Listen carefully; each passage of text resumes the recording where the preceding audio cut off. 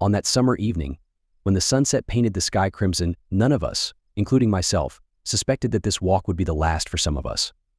We gathered near the old, partially ruined abandoned bunker, about which many rumors circulated among the locals. The bunker was hidden in the dense woods on the outskirts of the city, and it exuded a mystery that irresistibly pulled us in like a magnetic field. Our group was having fun. No one took this venture seriously. We just wanted to have some fun, mess around, and spend time together in this eerie place. I, a 19-year-old guy, was the youngest among them, and perhaps the only one who felt a slight sense of unease.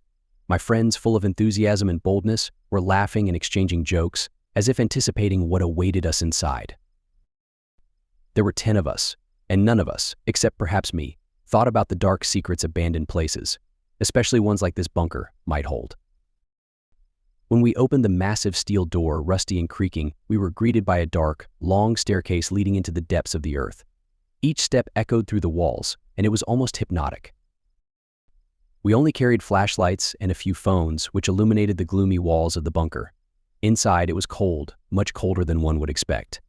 The air was heavy and damp, filled with the smell of mold and something that could only be described as the scent of time. We walked slowly, looking around and making jokes to dispel the growing silence. The bunker was massive. The corridors seemed endless. We stumbled upon a few rooms with scattered items everywhere, many of which were covered in dust and rust. One of them, for example, resembled an old laboratory, with vials and instruments left behind, whose purpose had long been lost. The dust settled on the surfaces indicated that no one had been here for decades. But none of this seemed particularly frightening to us. On the contrary, it was more interesting. We felt like explorers uncovering forgotten pages of the past. One of the guys, it seems, was particularly interested in the old maps hanging on the walls. He enthusiastically explained that the bunker might have been used as a scientific base during the war, but we just brushed off his historical musings. So we continued walking, laughing and chatting, until we came to a massive steel door, barely visible in the dim light. This door, unlike the others, was closed. We started pushing it, trying to open it. And with a loud creak, the door gave way. Behind it was a room that resembled a morgue. Refrigerators lined up in rows filled the space. These cold metal drawers evoked an inexplicable feeling in us, but no one wanted to admit they were scared. On the contrary, we were overcome by euphoria from finding something truly strange and possibly eerie. And then someone, I don't remember who, suggested opening one of these drawers as a joke. We all started laughing, pushing each other. Finally, one of us, named Max, decided to take the initiative. His face expressed a mix of excitement and amusement, as if he was anticipating a miracle or just a successful prank to trick us all. Max slowly pulled the handle, and the drawer slid out with a soft metallic sound. Silence suddenly enveloped the room when we saw what was hidden behind the door. Max stood still, as if petrified, staring at what had been revealed to him. We, standing around him, suddenly froze in horror, as if an invisible spell had bound us. Inside the refrigerator, on cold metal stretchers, lay a creature beyond description. It was human-sized, but everything else about it was wrong. The creature's skin was gray, like a corpse's, with patches of a putrid green tint.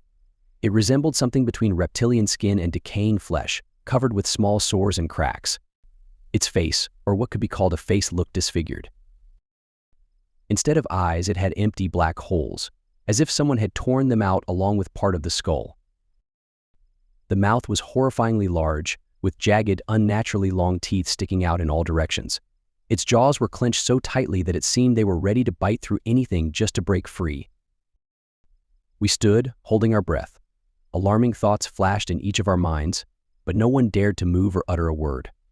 The creature lay motionless, but its presence filled the room with a thick, suffocating fear, as if the very air had become heavy, enveloping.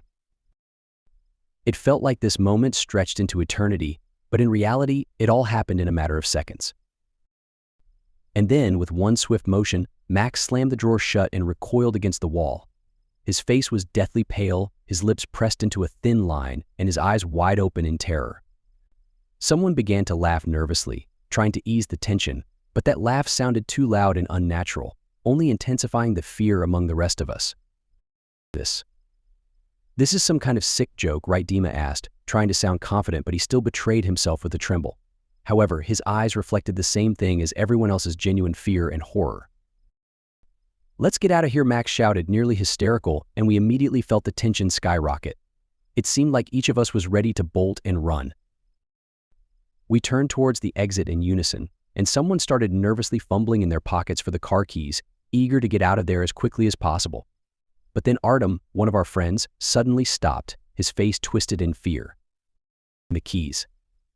"Damn it! I left my keys in that room we were in earlier." His words hit us like a bolt from the blue. We froze, realizing we would have to go back. No one wanted to go back, but staying here seemed unbearable too. We had no other choice. "Okay, let's go back quickly and get them," Max said resolutely, trying to take control of the situation. We moved back, trying to leave the morgue as quickly as possible. Returning to the previous room, we suddenly realized something was wrong. Looking around, we noticed that the door we had opened leading to the morgue was now slightly ajar. A heavy feeling of fear enveloped us once again. Slowly, as if in slow motion, we approached the door, trying to understand what was happening. But when we looked inside, no one could contain their shock. The refrigerator, where the terrible creature lay, was empty. The creature had disappeared, as if it had evaporated into thin air, leaving only the empty space where it once lay. This moment became the point of no return. A couple of our friends, unable to bear it, bolted and ran, screaming in terror. Those of us who remained stood paralyzed with fear.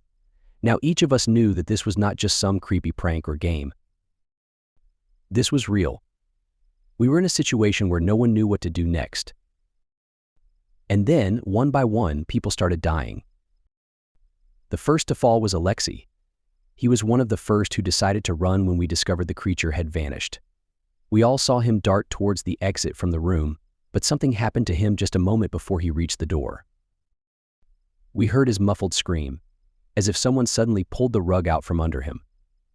Alexei collapsed to the floor like a rag doll, his body convulsing. We rushed to help him, but suddenly his eyes flew open, and he began to gasp, as if someone was strangling him. At that moment, I thought I saw movement in the shadow at the doorway. Something dark, barely discernible, flickered in the darkness, but it was enough for me to be gripped by icy terror. The creature was there. It was standing at the door, watching us, seemingly enjoying our panic. Alexei suddenly went still, his eyes rolled back, and he stopped breathing. His body became unnaturally still. We all knew he was dead. A quiet hissing sound swept through the room, like a whisper in the night fog. This sound filled our souls with a terrible foreboding. We all knew that the creature was now hunting us. Next was Anton. He was the one who, despite trying to stay calm, couldn't contain his panic. He began lashing out, screaming at everyone, blaming us for dragging him into this. We tried to calm him down, but at some point, when Anton suddenly fell silent and began backing away, we knew something was wrong. His eyes widened in horror. He slowly raised his hand as if to point at something, but he couldn't utter a word. Anton took another step back, and at that moment, something invisible grabbed him by the throat. He began to choke, gasping for air, but he no longer had the strength to fight it. We stood frozen, not understanding how to help. The creature seemed to be mocking us, gradually bringing Anton closer to his inevitable death. When Anton collapsed to the floor, his face contorted in a silent scream. We all knew he wouldn't get up again. Each of us felt how the invisible thread between life and death was stretched to its limit. At that moment, time ceased to exist. The feeling of fear became unbearable. When there were only 5 of us left, we already knew that there would be no escape. Panic gripped each of us. We started rushing through the corridors, trying to find a way out, but the more we ran, the more we realized we were lost in this maze. Every attempt to find the exit led us back to that very room with the morgue, as if the bunker had become